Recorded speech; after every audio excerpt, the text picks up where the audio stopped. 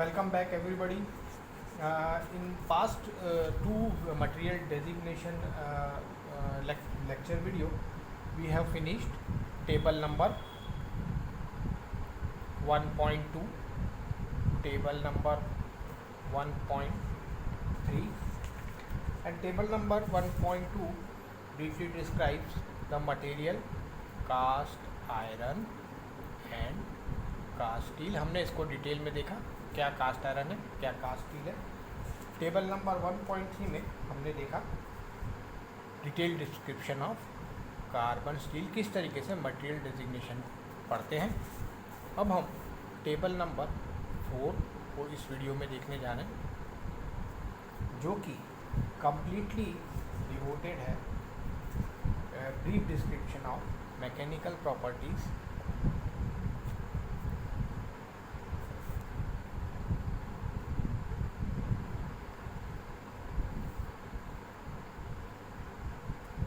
and applications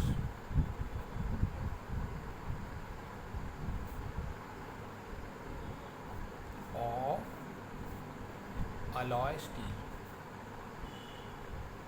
ध्यान देंगे alloy steel, इसके ऊपर हमारा आज का यह वीडियो है. तो इसको डिज़ाइन डेटा बुक में देख के समझने की एक बार कोशिश करते हैं.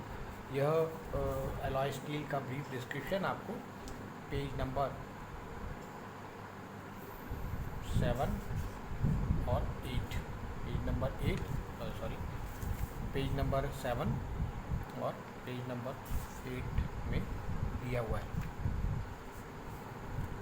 पेज नंबर 7 और पेज नंबर 8 में दिया हुआ है. ये देखिए यहाँ पर लिखा हुआ है mechanical properties and application of alloy steel. अपन ने शायद कहना. अब हम देखते हैं कि इसमें आप देखेंगे कि ये देखिए दो कैटेगरी, सिंगल कैटेगरी है इसमें अलॉय स्टील. देन यहाँ पर जो पहले मुख्य दो दिए हुए हैं, that is 20 Mn2, 27 Mn2, 37 Mn2.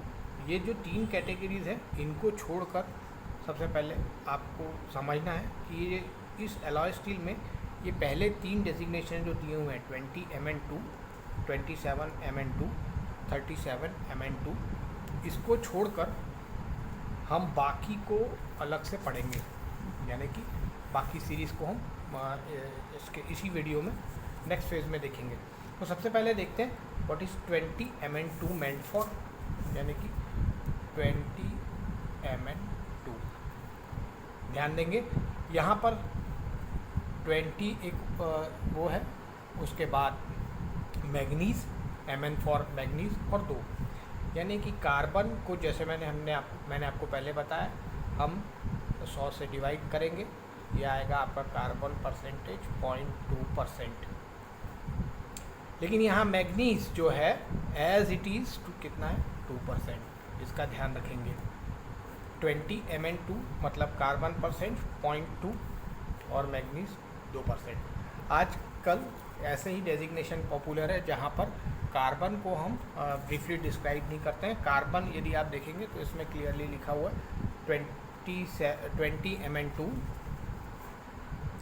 27 Mn2, 37 Mn2.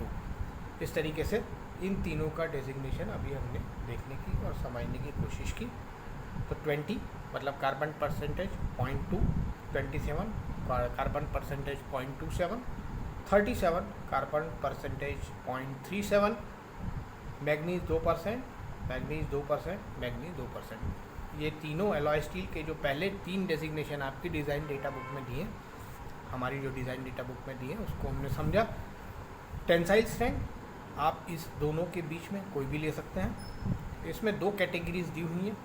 दो कैटेगरीज देने के लिए तात्पर्य ये है कि इनका यील्ड स्ट्रेस अलग है, परसेंटेज एलोंगेशन जो है वो अलग है, साथ ही साथ इनके ब्रिनल हार्डनेस नंबर भी अलग अलग है. लेकिन ये सारे यदि आप 20 Mn2 के देखते हैं तो इसमें दो कैटेगरीज दी हैं. 27 Mn2 में दो कैटेगरीज दी हैं और 37 Mn2 में तकरीबन 3 कैटेगरीज दी हैं। तो ये टोटल यदि आप देखेंगे तो ये एप्लीकेशन आपको सेम मिलेंगे। यहाँ देखते हैं crankshaft, welded structure, steering levers, spindles. इसमें ये चारों यानी कि 20 MN2 और 27 MN2 के सारे एप्लीकेशन टिपिकल यूज़ इसमें होते हैं। ठीक इसी तरीके से यदि हम 37 MN2 में देखें, इसके चारों पोर्शन कहाँ प्रयोग होते हैं? Axle, crankshaft, shaft, connecting rods etcetera. मैंने आपको पहले भी बताया, इसमें कोई कंफ्यूजन नहीं रहना चाहिए। हम किसी एप्लीकेशन को शाफ्ट का आपको शायद ऊपर भी कहीं किसी टेबल में मिलेगा, तो डिफरेंट टाइप्स के मैन्युफैक्चरिंग में हम डिफरेंट टाइप्स का मटेरियल का प्रयोग करते हैं। तो इट डज़ नॉट मैटर कि हम किस जगह किसका प्रयोग कर रहे हैं। तो ये ऑल ऑफ द सेम चीज़ें हैं, सिर्फ आपको इन 3 को अभी पढ़ना सीखना पड़ेगा। इसके बाद के जो डेजिग्नेशन इसमें दिए हुए हैं इस पूरी टेबल में, वो देखिए क्लियरली दिखा हुआ है 35 MN2 MO38, 35 MN2 MO45। मैं एक बार आपको पढ़ देता हूँ तो फिर हम इसको आगे देखने की कोशिश करेंगे। अब इसमें कहीं पर भी कार्बन परसेंटेज आपको लिखा हुआ नहीं दिख रहा होगा। 40 chromium 1 MO28, 15 chromium 3 MO55, 25 chromium 3 MO55। ये इस तरीके से दिए हैं, कहीं भी कार्बन का यूज़ नहीं हुआ है। सी करके कहीं पर भी एब्रीवेशन यूज़ नहीं है। बाकी के रेस्ट ऑफ द एब्रीवेशन आप आसानी से पढ़ सकते हैं। यदि मैं नीचे से पढ़ूं तो SI for silica, MO for molybdenum, CR for chromium, NI for निकल, AL for aluminium, V for vanadium. इस तरीके से हम इसको बहुत आसानी से इसको पढ़ सकते हैं। तो इसको याद करने के लिए और इसके इस मटेरियल डेजिग्नेशन को समझने के लिए हमें थोड़ा सा टेबल्स का नॉलेज होना ज़रूरी है। और जो स्टैंडर्ड टेबल इस डेजिग्नेशन को पढ़ने के लिए बनाया गया है, पहले हम उसको देखते हैं। पॉज किया था क्या? तो इस तरीके से देखते हैं और मैं इसको पहले लिखता हूँ ताकि हम जब लिखेंगे तो आप समझ में आएगा आपको। ये एलिमेंट यहाँ पर लिखा हुआ है मल्टीप्लाई फैक्टर। ये टेबल आपको याद रखना ज़रूरी है। ये टेबल को हम और मॉडिफाइड करेंगे। सबसे पहले हम ये टेबल बनाते हैं।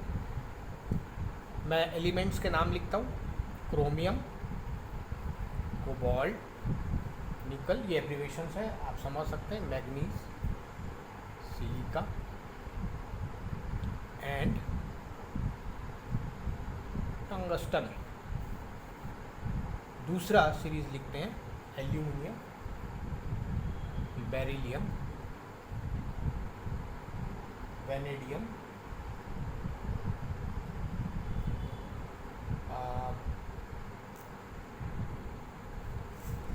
पीबी। मैं इसका आपको बताता हूँ, P what is meant for PB. ये है लेड, कॉपर, ये है NB दैट इज नायाबियम। इसके बाद है TI titanium, TA टेंटेनियम, ZR zirconium and MO molybdenum. इसके बाद लास्ट सीरीज है PSNN that is phosphorus, sulphur और नाइट्रोजन। यहाँ कहीं भी आप देखेंगे इस सीरीज़ में, इस एलिमेंट की सीरीज़ में आपको कहीं पर भी कार्बन नहीं दिखेगा, यानी अंडरस्टूड है। यदि जो डिजिट है फर्स्ट, जैसे हमने इसके पहले देखा, that is meant for carbon percentage and it has to be divided by what? It has to be divided by 100 to get the percentage of carbon। तो ये जो क्रोमियम, फिर से मैं पढ़ता हूँ, ये स्टैंडर्ड सीरीज़ है। ये आपको जो मैंने आपको PDF बुक है उसमें दी हुई है। ये पेज नंबर 33 पर आपको ये टेबल मिलेगा, आप उसको देखिए। और मैं फिर से पढ़ता हूँ ताकि आप इसके एटलीस्ट जो लीस्ट मटेरियल है उनको आप आसानी से देख सकें। क्रोमियम, कोबाल्ट, निकल, manganese, silica, vanadium, aluminium, beryllium, W for tungsten, V for vanadium, P for lead, copper, NB for niobium, Ti for titanium, Ta for tantalum, Zr zirconium, Mo molybdenum और phosphorus, sulphur and nitrogen. इसको आप chemistry में बहुत अच्छे से पढ़े हुए हैं, आई होप। नाउ इस टेबल को हम इस तरीके से बनाते। यहाँ पर लिखा हुआ है मल्टीप्लाइंग फैक्टर। इस मल्टीप्लाइंग फैक्टर को आप देखेंगे तो इस सीरीज़ में यहाँ पर लिखा हुआ है 4, यहाँ लिखा हुआ है 10, यहाँ लिखा हुआ है 100। मतलब क्रोमियम यदि दिया होगा तो वो 4 गुना आपको इस टेबल में दिया होगा। किस टेबल की बात कर रहे हैं? इसी 1.4 के टेबल को हम पढ़ रहे हैं। तो इसमें यहाँ पर यदि दिया है, देखिए 35 मैग्नीज 2। तो अब हमको ये जो 2 दिया हुआ है, ये कितना दिया हुआ है? ये 4 गुना दिया हुआ है। ये इस सीरीज़ के लिए ही है। और ये जो टेबल है आपको, ये 35 Mn2 MO38 के आगे पूरे इस यहाँ तक कंटिन्यूएशन में ये एप्लीकेबल होगा। तो मैंने जब हम डिज़ाइन डेटा बुक देखते हैं और इस सीरीज़ को यहाँ से पढ़ने की कोशिश करते हैं, तो 35 Mn2 MO38, 35 Mn2 MO45, तो इस सीरीज़ को पढ़ते समय हमें कहीं पर भी एल्यूमिनियम नहीं दिखता, बेरिलियम नहीं दिखता, शायद कॉपर भी नहीं दिखता, शायद जर्कोनियम भी नहीं दिखता, शायद फॉस्फोरस भी नहीं दिखता, शायद सल्फ़र भी नहीं दिखता, शायद नाइट्रोजन भी नहीं दिखता। तो हमने इस सीरीज़ को मॉडिफाइड किया है, इस टेबल को मॉडिफाइड किया है और मॉडिफाइड करके हमने एक नया टेबल बनाया है जो अब मैं बनाऊंगा। एलिमेंट जो हमें याद रखना है भाई, हमको हमारे पास यही डिज़ाइन डेटा बुक है एग्जामिनेशन में, तो हम इसको मॉडिफाइड करते हैं और इसको हम जब डिज़ाइन डेटा बुक से देखते हैं तो ये क्रोमियम, कोबाल्ट, निकल, मैग्नीज, सल्फर, Si, सिलिका और एल्यूमिनियम, वेनेडियम और हेमो एलिमेंट। और मैं यहाँ पर जानबूझकर लिख रहा हूँ डिवाइड या भाग दें। यहाँ देखिए मल्टीप्लाइंग है, मैं आपको जानबूझकर यहाँ पर लिख रहा हूँ डिवाइड या भाग दें। तो ऐसा मैं किस लिए कर रहा हूँ, इसको भी समझने की कोशिश करते हैं।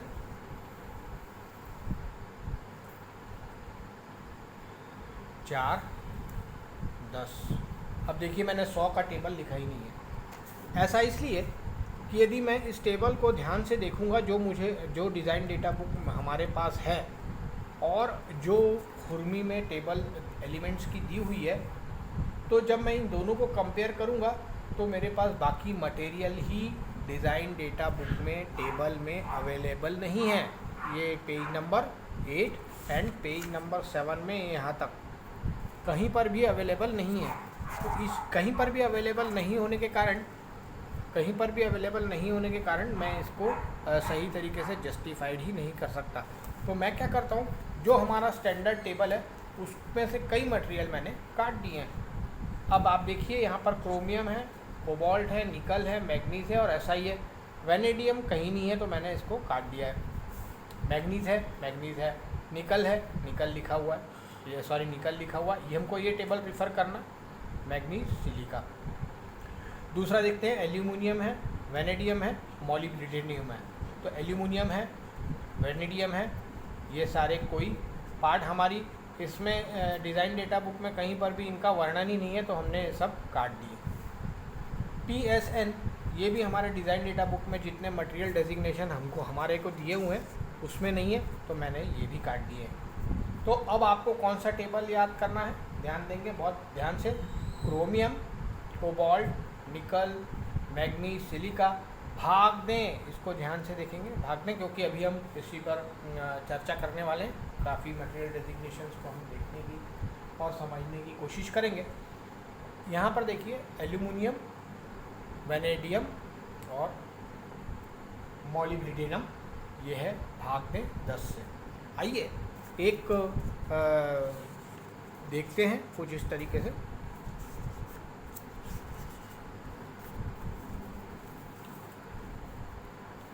मैं सबसे पहला डेजिग्नेशन लिखता हूँ 35 Mn2 MO 38, ये वाला designation, page number 7, second last.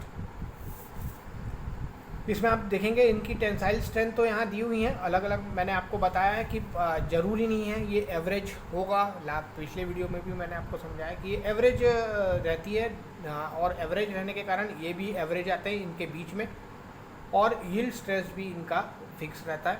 लेकिन ऐसा ज़रूरी नहीं है, ज़रा सा परसेंटेज किसी मॉलिब्डेनम और मैग्नीज का ऊपर नीचे करके हम बहुत आसानी से इसको जस्टिफाई कर सकते हैं। तो चलिए पहला लेते हैं 35। What is meant for 35? That is percentage of carbon. कैसे निकालेंगे? 35 डिवाइडेड बाई 100, यानी कि 35.35%। What is the percentage of manganese given 2? देखिए यहाँ पर ऑलरेडी मल्टीप्लाइड है ये 4 से, तो हम क्या कर रहे हैं, 4 से डिवाइड कर रहे हैं। ये आ गया आपका 0.5%। मॉलिब्डेनम का देखते हैं 38 डिवाइडेड बाई, मॉलिब्डेनम देखिए कहाँ पर है, Al सेकेंड इसमें है, Al, वेनेडियम और मॉलिब्डेनम, ये कितने से डिवाइड करना है? 10 से। तो ये क्या आएगा? 3.8%। यानी कि यदि मैंने ये लिखा है 35 Mn2 MO 38, तो इसका मीनिंग क्या होगा? कार्बन परसेंटेज आपका आएगा कितना? 0.35%। मैग्नीज कितना आएगा? 2 डिवाइडेड बाई 4। मैंने आपको जानबूझकर लिखा है डिवाइडेड बाई 4। यदि आप बुक में देखेंगे तो दिस इज़ मल्टीप्लाइड बाई 4, हाँ, लेकिन मैं जानबूझ के बोल रहा हूँ 4। आपका आ गया 0.5%। MO आएगा 38 divided by 10 is equal to 3.8%। तो इस यदि आपने ये टेबल याद किया तो इसके बाद आप किसी भी मटेरियल का डेजिग्नेशन या स्पेसिफिकेशन पढ़ सकते हैं। और उसको पढ़ने के लिए एक और हम 1-2 एग्जांपल और लेते हैं। सपोज हम एग्जांपल लेते हैं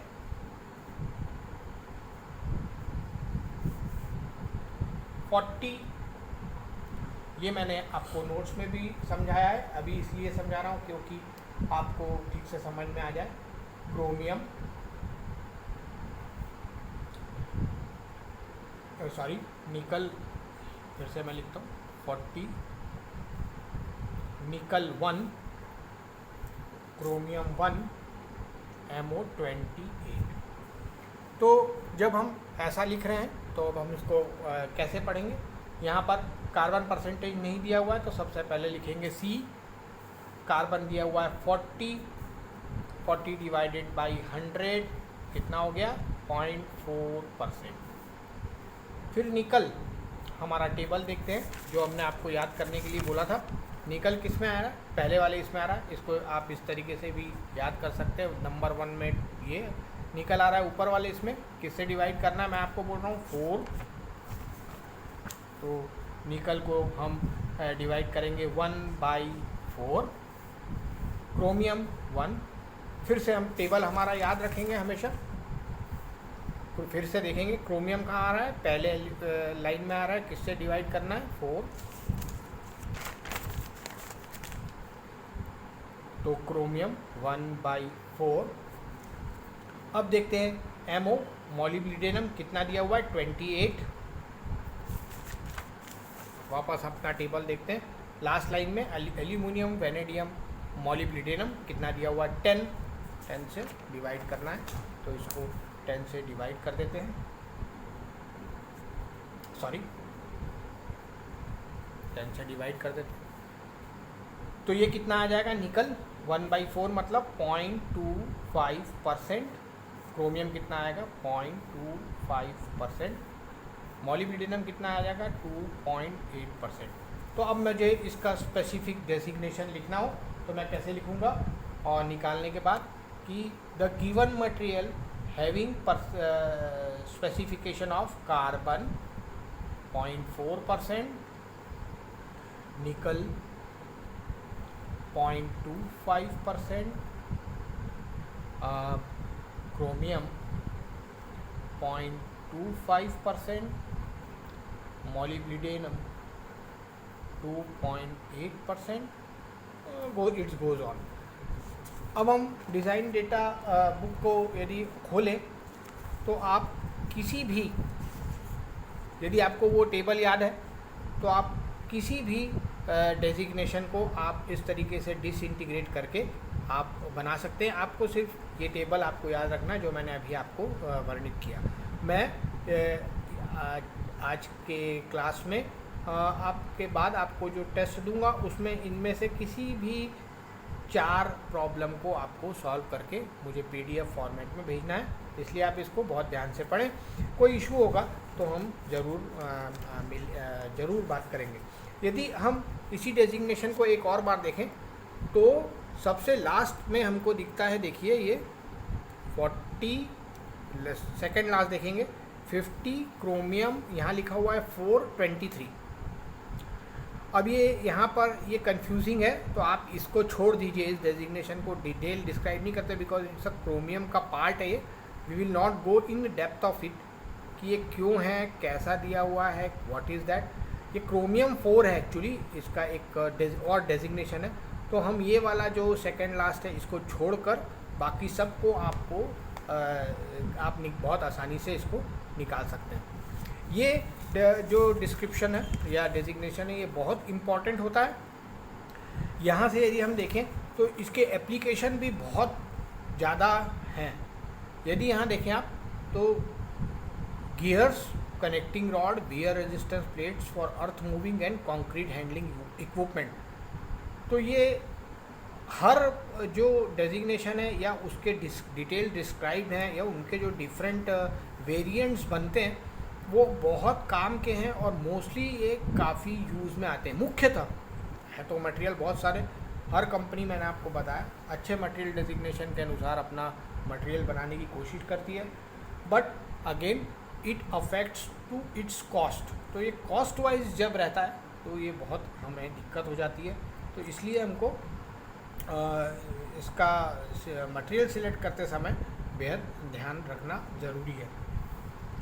और इसमें आप पढ़ेंगे तो जो हम अभी पढ़ने वाले हैं, जैसे फॉर एग्ज़ाम्पल स्प्रिंग खोजने की कोशिश करते हैं। यहाँ पर ये देखिए, used for spring in the harden and tempered condition 55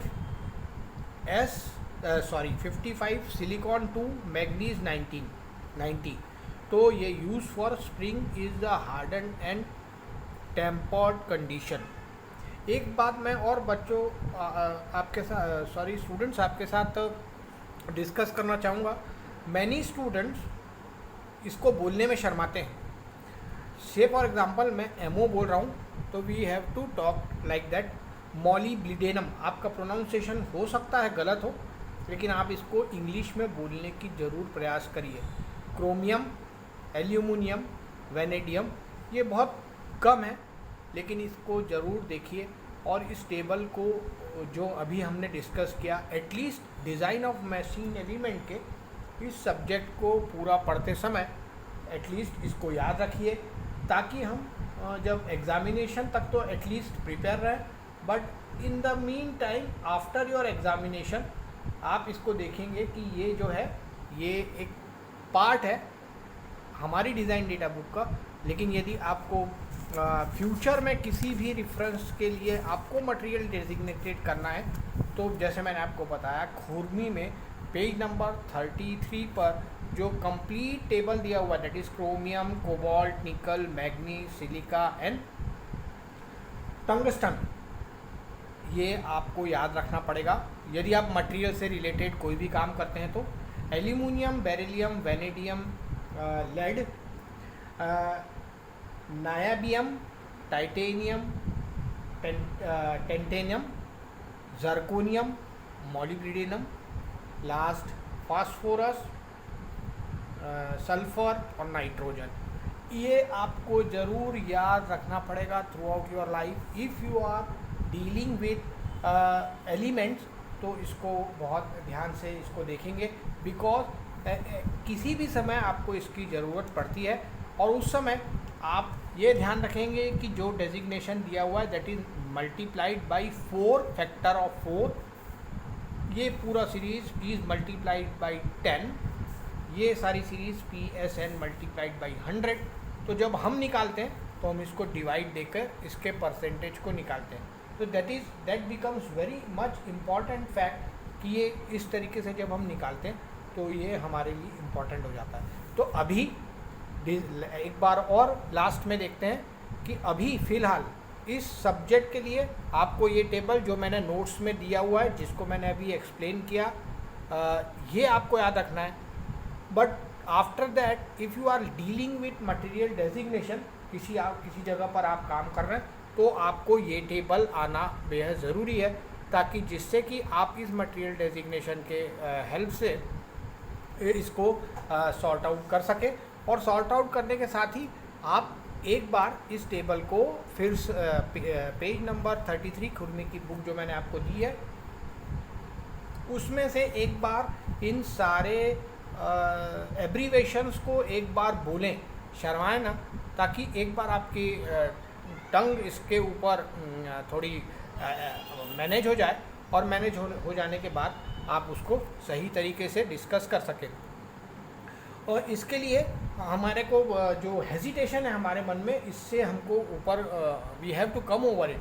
तो इसको ज़रूर एक बार प्रोनाउंस करिए पूरा लिखकर, और इसको नहीं, इस टेबल को याद करने की कोशिश करिए जो मैंने आपको नोट्स में दिया है। तो we will end here and here our unit, your chapter 1 is over. in the from the second next lecture videos we will start unit chapter number 2 as we discussed on days before, that is quarter, design of quarter and knuckle joint. Thank you for your kind attention.